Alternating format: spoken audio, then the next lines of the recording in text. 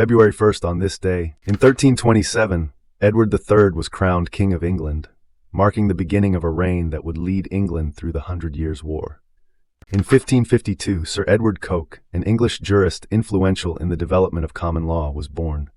His arguments for the supremacy of common law over royal power shaped English legal traditions. In 1587, Queen Elizabeth I of England signed the death warrant for her cousin Mary, Queen of Scots, a decision that would have major political and religious consequences across Europe. In 1790, the first session of the Supreme Court of the United States was held in New York City, establishing the foundation of America's judicial branch. In 1793, France declared war on Britain and the Netherlands, expanding the conflicts of the French Revolutionary Wars. In 1820, Federalist forces defeated Centralist Unitarios in a key battle at Cepeda, Argentina, shaping the country's political future. In 1840, French novelist Alexandre Dumas, famed for The Three Musketeers, married actress Ida Ferrier. Their union lasted until her death in 1859. In 1843, the Mutual Life Insurance Company of New York began operations, becoming the oldest continuously operating insurance provider in America. In 1861, Governor Sam Houston stormed out of a Texas legislative session after the state voted overwhelmingly to secede from the Union, reflecting the tension leading up to the American Civil War. In 1878, Hattie Caraway, who would become the first woman elected to the United States Senate, was born. In 1884, the first volume of the Oxford English Dictionary, covering words from A to Ant, was published, beginning a monumental project in the history of the English language. In 1893, Thomas Edison completed the world's first movie studio in West Orange, New Jersey, transforming entertainment and the future of film. In 1901, Clark Gable, who would become one of Hollywood's most iconic actors and star in films like Gone with the Wind, was born in Cadiz, Ohio. In 1902, Langston Hughes, an influential writer and poet who chronicled the Black American experience, was born. In 1905, Germany challenged French rule in Morocco, escalating tensions between European powers in a prelude to World War I. In 1908, King Carlos I of Portugal and his heir, Prince Luís Felipe, were assassinated by Republican sympathizers in Lisbon, an event that led to the end of Portugal's monarchy. In 1909, U.S. troops left Cuba after installing José Miguel Gómez as president, marking a significant chapter in U.S.-Cuban relations. In 1923, the Italian Blackshirts, a paramilitary group that supported Mussolini's rise, were officially transformed into the voluntary fascist militia for national security.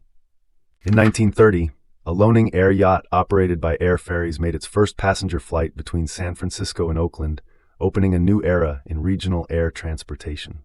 In 1931, Boris Yeltsin, who would later become the first president of the Republic of Russia, was born. In 1942, planes from the U.S. Pacific Fleet attacked Japanese bases in the Marshall and Gilbert Islands, extending the Allied offensive in the Pacific during World War II. In 1943, American tanks and infantry suffered heavy losses at German positions in Fide Pass, North Africa, during World War II. In 1944, U.S. Army troops invaded key islands in the Kwajalein Atoll in the Pacific, part of the campaign to gain ground against Japanese forces during World War II. In 1945, U.S. Rangers and Filipino guerrillas rescued more than 500 American survivors of the Bataan Death March, providing a dramatic moment of hope at the end of World War II. In 1946, Norwegian politician and diplomat Trygve Lie was elected the first Secretary General of the United Nations, shaping the early years of the global organization. In 1951, 3 atomic bomb tests were completed in the deserts of Nevada, marking a critical phase in the expansion of America's nuclear program.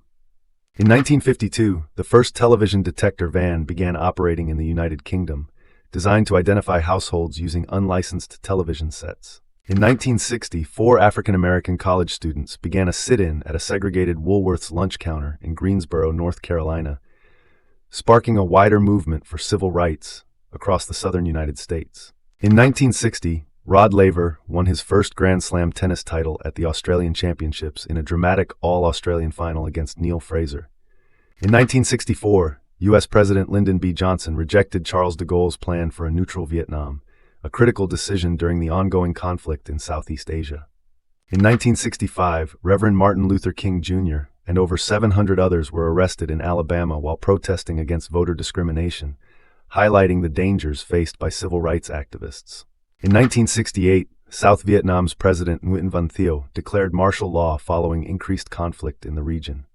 In 1968, Saigon Police Chief Nguyen Ngoc Loan executed Viet Cong officer Nguyen Van Lem, an act photographed by Eddie Adams that became an enduring symbol of the Vietnam War's violence and fueled anti-war sentiment worldwide.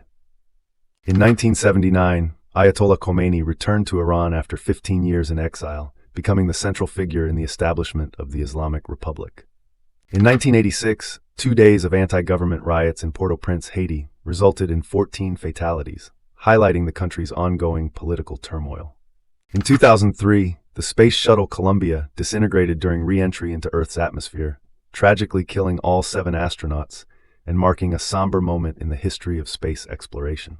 In 2004, during the Super Bowl halftime show, a controversial incident occurred when Janet Jackson's costume was unexpectedly torn by Justin Timberlake, sparking debates about media and broadcast standards.